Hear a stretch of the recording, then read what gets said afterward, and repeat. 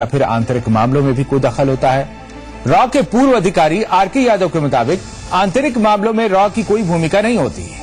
एक दो अपवादों को छोड़कर रॉ के पूर्व अधिकारी आरके यादव ने जी संगम से खास बातचीत में किए हैं चौंकाने वाले कई खुलासे, जो ये बताते हैं कि कैसे रॉ का राजनीतिक इस्तेमाल और अंतर्राष्ट्रीय कमीशनबाजी का खेल काफी पुराना है।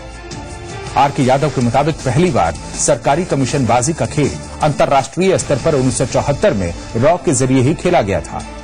ये वो साल था जब 18 मई 1974 को भारत ने अपना पहला परमाणु परीक्षण किया था और उस दौरान दुनिया के कई देशों ने भारत पर प्रतिबंध लगा दिए थे। उस वक्त ईरान के शाह ने भारत के प्रति दरियादिली दिखाई थी और भारत को लोन दिया था। बाद में भारत सरकार ने ईरान से $250 मिलियन का सॉफ्ट लोन और मांगा था। इस लोन की रकम में से $6 मिलियन की रिश्वत तय की गई थी। ये पैसा स्विस बैंक में जमा करवाना था। आरके यादव के मुताबिक ये डील हिंदुजा ब्रदर्स के जरिए हुई थी और उस वक्त के रॉ के प्रमुख काव साहब को तत्कालीन प्रधानमंत्री इंदिरा गांधी ने यह काम सौंपा था। उस वक्त के रॉ के नंबर 2 शंकरन नायर यहां से चेक लेकर गए थे। ये चेक ईरान के शाह की बहन अशरत पहलवी के अकाउंट में जमा कराने के लिए कहा गया था और ये चेक आरबीआई ने जारी किया था। ये पहली बार था जब सरकारी स्तर पर चेक से रिश्वत दी गई थी। आरके यादव ये बताते हैं कि इस मामले में आरोप ये भी लगे थे कि ये पैसा संजय गांधी का है। हालांकि बाद में ये आरोप गलत पाए गए।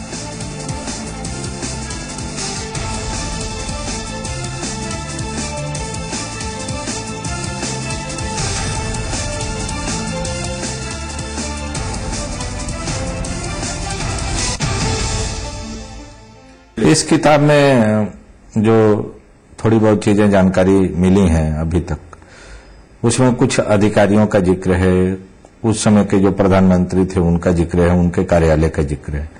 इसको थोड़ा सा विस्तार में बताएंगे कि किस तरह से जब आप उस विभाग में कार्यरत थे तो किस तरह से फंक्शनिंग थी आपके विभाग की, कितना हस्तक्षेप था उस समय, ये सारी चीजें। हस्तक्षेप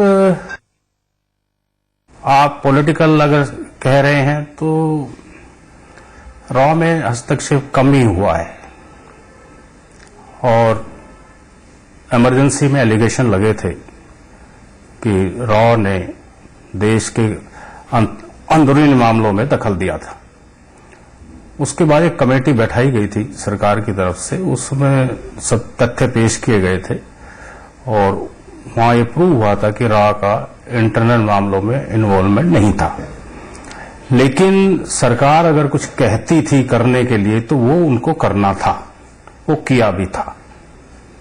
जैसे कि एक ईरान का $250 मिलियन का डील हुआ था। जब 74 में मिसेस गांधी ने पहला न्यूक्लियर ब्लास्ट किया तो हिंदुस्तान पे सैंक्शन लग गई थी। तो और देश जो थे उन्होंने हिंदुस्तान को लोन वगैरह देना बंद कर दिया था।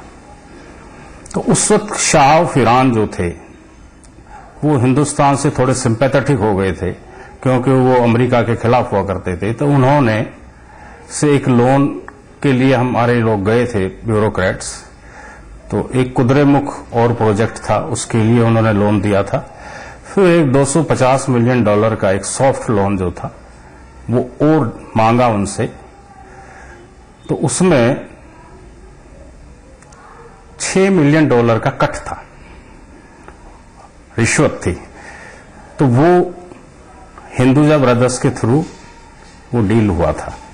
तो वो 6% स्विस बैंक में जमा कराना था। तो जमा हुआ था इंदिरा जी के टाइम में 6%? जमा कराया काव साहब को, जो रॉ के फाउंडर थे, उनको इंदिरा जी ने कहा कि आप ये जमा कराइए क्योंकि मैं एमबीए के ऑफिसर्स पे इतना फेथ नहीं रखती हूं, तो रॉ वाले ही कराएंगे। तो जो हमारे रॉ के ऑफिसर थे, जो रॉ के नंबर 2 थे शंकरन नायर, वो बाकायदा यहां से चेक लेके गए थे। और पहले एक ये इंस्टेंस है कि गवर्नमेंट ऑफ इंडिया ने चेक से रिश्वत दी थी और वो स्विस बैंक में सिटी बैंक ने स्विट्जरलैंड में उनको दिया था और एक चेकर्ड अमाउंट था, उसमें वो जमा हुआ था। फिर बाद में ये एलिगेशन ये लगा था कि ये संजय गांधी का पैसा है, जो कि नहीं था। तो वो अमाउंट किसके लिए गया था? वो शाह ईरान के लिए गया, हिंदुजा ने अपने बहन थी। किसकी बहन थी? शाह ऑफ ईरान किया। अशरद पहलवी उनका नाम था और उनका ही एक एजेंट था, उसके लिए कहते हैं कि उसके अकाउंट में गया है।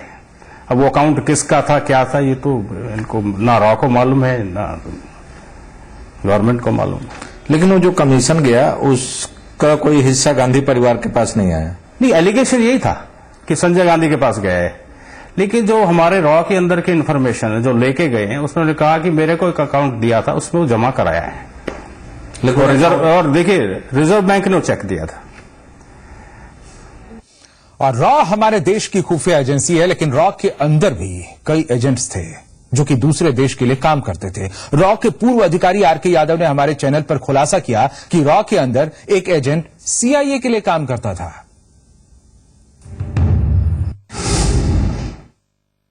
आपकी किताब में अटल बिहारी वाजपेयी के भी शासनकाल का जिक्र है कि जब अटल जी देश के प्रधानमंत्री थे तो प्रधानमंत्री कार्यालय में एक अधिकारी तैनात था जिसका सीआईए से संबंध था।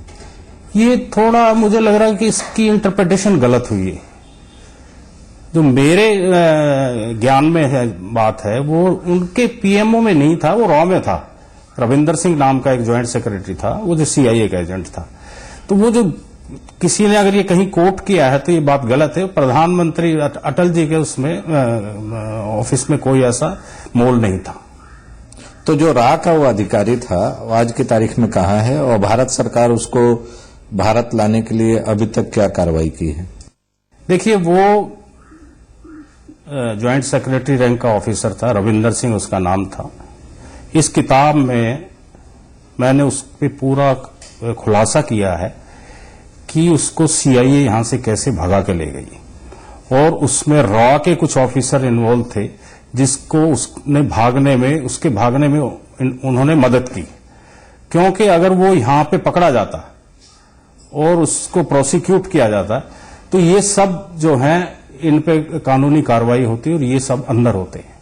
तो इन्होंने अपनी चमड़ी बचाने के लिए उसकी भागने में मदद की और वो नेपाल के थ्रू भाग गया, काठमांडू के। और इसमें मैंने जो अमेरिकन गवर्नमेंट ने या सीआईए ने जो पासपोर्ट इशू कराया था नेपाल से, उसके दस्तावेज लगाए हुए हैं। और ये इंडियन गवर्नमेंट का दस्तावेज नहीं है, ये अमेरिकन गवर्नमेंट का दस्तावेज है जो मैंने प्रोक्योर किया है। तो अभी तक भारत सरकार ने उसको वापस लाने के लिए कार्रवाई क्यों नहीं की? ये क्वेश्चन मैंने पीछे भी उठाया था और इसके एक्स्ट्राडिशन पॉलिसी के ऊपर जो सीबीआई जवाब दे थी आरटीआई के अंदर, तो मैंने सीबीआई से इंक्वायरी की थी। तो सीबीआई के दस्तावेज जो मेरे पास हैं उसमें ये खुलासा है कि जब इंटरपोल ने जब इसके बारे में कुछ डिटेल्स रॉ से मांगी तो रॉ ने वो डिटेल्स नहीं दी। उसका नतीजा ये हुआ कि इंटरपोल उसको रेड कॉर्नर नोटिस इशू नहीं कर पाई। लेकिन ये आज भी अमेरिका में है। हमारे प्रधानमंत्री मनमोहन सिंह जी का अमेरिका में आना जाना सबसे ज्यादा फ्रीक्वेंट रहा है। किस कमजोर विदेश नीति के तहत इन्होंने इस आदमी को यहां लाने के लिए अमेरिकन गवर्नमेंट पे जोर नहीं दिया, ये वो जाने। एमके नारायणन जाने जो कि एनएसए थे, जो क्योंकि इनका मुझे लग रहा है कि मेन एजेंडा वो जो न्यूक्लियर डील हुआ था यूएसए से, उसको लाने के लिए था और इसी वजह से उन्होंने इस इशू को थोड़ा मामूली समझा और टेकअप नहीं किया। तो आपको लगता है कि महज कमजोर विदेश नीति की वजह से उसको भारत नहीं ला पा रहा है वापस, या कोई और अंडरहैंड डील है प्रधानमंत्री के बीच में और उस रविंद्र सिंह के बीच में? देखिए, ये तो कमजोर विदेश नीति ही मैं कहूंगा। नहीं, अमेरिका की क्या हिम्मत थी कि ये देवयानी खोरगड़े के मामले में उसके नौकर को और उसके दोनों बच्चों को डायरेक्ट ले जाए और इंडियन गवर्नमेंट को पता भी ना चले। ये तो मैं तो अमेरिका की दादागिरी कहूंगा इसको। आप बने रहे हमारे साथ क्योंकि जारी है मिशन रॉ के सीक्रेट्स।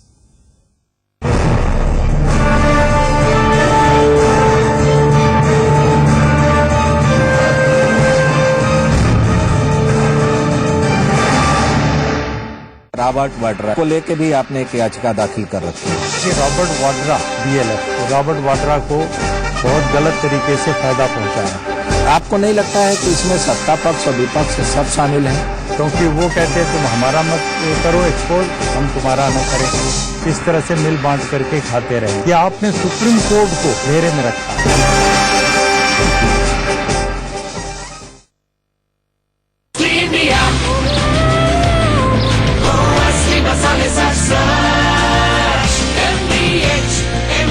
यही है असली इंडिया। मेहनत कामयाबी दिलाती है और लक पहचान। लक्स कोसी अपना लक पहन के चलो। भाई बहुत गर्मी है यार यहाँ। चल कोई हिल स्टेशन चलते हैं। क्या है वहाँ? हरियाली, बर्फ, माइंड भी तो क्लियर हो जाएगा ना, फ्रेश हो जाएंगे। हो गया रिफ्रेश। चल निकाल 10 रुपए। क्यों भाई हिल स्टेशन घुमाने के। स्प्राइट क्लियर है। Good night advanced fast card. Fold किया, चलाया, फू किया, हो गया। इसके टीएफटी मॉलिक्यूल्स फटाक से मच्छरों पे असर करें। देखा? Good night advanced fast card, फटाक से फुर्र। रिलैक्स तो है फैशन, चलना ही है तो स्टाइल से चलो यार। माँ कसम मैं भी पहनता हूँ। वाजपेयी जी का जो सपना है उसको हमें पूरा करना है। नदियों को जोड़ना है। जहां बाढ़ है उसे भी बचाना है, जहां सूखा है उसे ही बचाना है। तो हमारे देश का किसान बच जाएगा, हमारा गांव बच जाएगा। समृद्धि नदियों के साथ अपने आप आनेगी। भाजपा को वोट दे, अब की बार मोदी सरकार।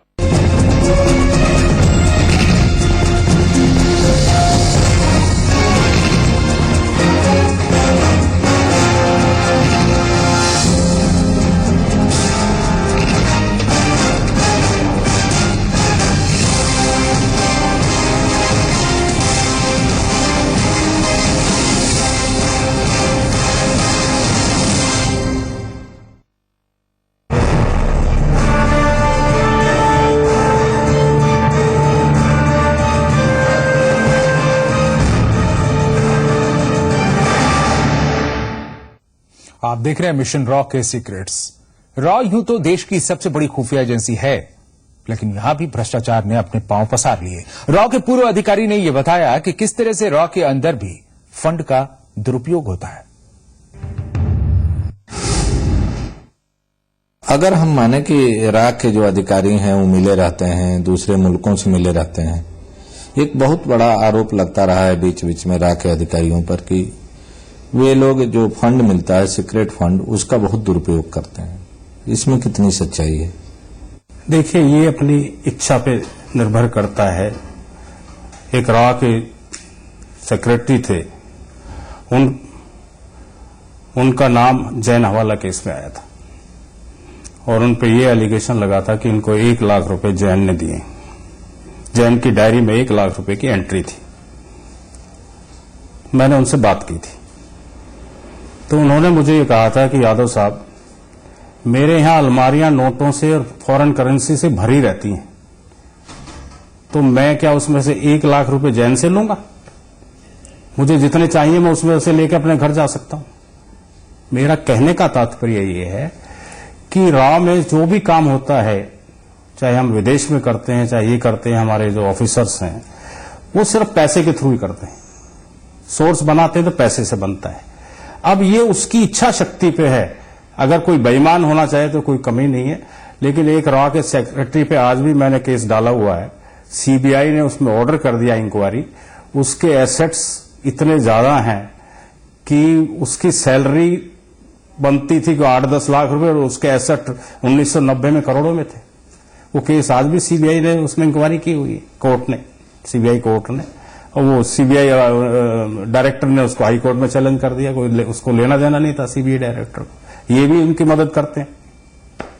तो मैंने हम माने कि रॉ और सीबीआई के जो भ्रष्ट अधिकारी हैं वो एक दूसरे की मदद करते हैं, और जब कोई कार्रवाई की बात आती है तो उस भ्रष्ट अधिकारी के विरुद्ध कार्रवाई करने के बजाय उसको बचाने में ही दोनों विभाग के अधिकारी जुट जाते हैं। कौवा कौवे को नहीं काटता, ये एक दूसरे का बचाव ही करते हैं। तो रॉ पर भी कई बार करप्शन के दाग लगे हैं, कई अधिकारियों पर भ्रष्टाचार के आरोप लगे हैं और कईयों के खिलाफ जांच चल रही है, लेकिन कभी सार्वजनिक तौर पर इसकी चर्चा नहीं हुई। लेकिन आज हम आपको बताएंगे कि रॉ में किस हद तक करप्शन घर कर चुका है। आपके विभाग में जो भ्रष्टाचार रहा है और खासतौर से जो बड़े पदों पर अधिकारी आते हैं वो आकंठ भ्रष्टाचार में डूब जाते हैं। आज रा की कहीं कोई स्टैंडिंग नहीं है। जब हम फॉरेन एजेंसीज की बात करते हैं रा के मुकाबले तो बहुत आगे हैं हमारी जो फॉरेन एजेंसीज। ये गिरावट आई है 87 के आसपास, जब ये एलटीटी के ऑपरेशन हुए हैं और रॉ को जो ये हैंडल कर रहे थे हमारे यहाँ ऑफिसर, जिसमें रॉ का सेक्रेटरी भी था, उस वक्त जो फंड्स डाइवर्ट हुए पर्सनल गेन्स के लिए, अपने एसेट्स बनाने के लिए, या बाहर अमेरिका में उन्होंने अपने पैसे ट्रांसफर कराए और दूसरी कंट्री से बैंकॉक से फर्जी एजेंट्स बना के उनको पैसे दिखाए गए, तो ये तब से जब गिरावट शुरू हुई तो जो आने वाले थे उनके लिए एक रास्ता खुल गया। नहीं, उससे पहले करप्शन का नाम नहीं था रॉ के अंदर। तो ये जो करप्शन हुआ इसमें आपके पॉलिटिशियन भी शामिल थे कि सिर्फ नहीं, पॉलिटिशियन का रॉ के अंदर कोई लेना देना नहीं है। ये रॉ के ऑफिसर ही थे और ये भी एक कोटरी होती है जो एक दूसरे को ये बनाते हैं। तो किस लेवल के अधिकारी होते हैं? सेक्रेटरी जो रॉ का चीफ है वही है। वो अगर चाहेगा तो यहाँ करप्शन चलेगी, वो रोकेगा तो रुक जाएगी। उसमें जो अभी हाल में रिटायर हुए हैं ये अधिकारी भी शामिल थे इस रा की बर्बादी के लिए? सारे तो नहीं थे, यहाँ कुछ हैं। कुछ का नाम बताएंगे जो लोग शामिल थे? जैसे ए.के. वर्मा पे मैंने सीबीआई केस चलाया हुआ है। उनके अलावा? उसके अलावा प्रेजेंट चीफ की भी मैंने कंप्लेंट की है। क्या नाम है उनका? आलोक जोशी। उसकी भी प्रधानमंत्री को मैंने कंप्लेंट की है, उसके एसेट्स की डिटेल भी भेजी है। इसमें संजीव त्रिपाठी का भी कोई रोल है? संजीव त्रिपाठी भी बहुत करप्ट आदमी था। तो आपको पता है कि ये अधिकारी आजकल किस पार्टी में शामिल हुए हैं? हाँ, बीजेपी में शामिल हुए। हमने उनका विरोध किया। हमने राजनाथ सिंह को भी उसके करतूत बताए हैं सारे, और नरेंद्र मोदी जी को भी उसकी चिट्ठी भेजी है। इवन मेरी सुब्रमण्यम स्वामी से बात हुई थी कि आप जो है एक स्ट्रेटेजिक कमेटी आपने बनाई है और जिसमें आपने ये इसको रा के इसको लिया है, ये मैं कांग्रेस पार्टी का आदमी है, तो ये भी लिखा हमने उसमें कि कांग्रेस के एक सीनियर लीडर हैं, उनको इन्होंने रा का चीफ बनवाया था। ये हमने लिखा उस चिट्ठी में। वो कौन से नेता थे जिन्होंने बनवाया था इनको? वो 10 जनपद के नजदीकी थे वो। कई खुलासे हैं। रॉ ने देश के लिए कई बड़े ऑपरेशंस को अंजाम दिया। कई बार रॉ के अधिकारियों ने अपनी जान पर खेलकर अपने मिशन को अंजाम दिया, लेकिन देश के सबसे बड़ी खुफिया एजेंसी पर भी राजनीतिक दबाव बना और इन्हें ऑपरेशंस को रोकने के आदेश भी दिए गए।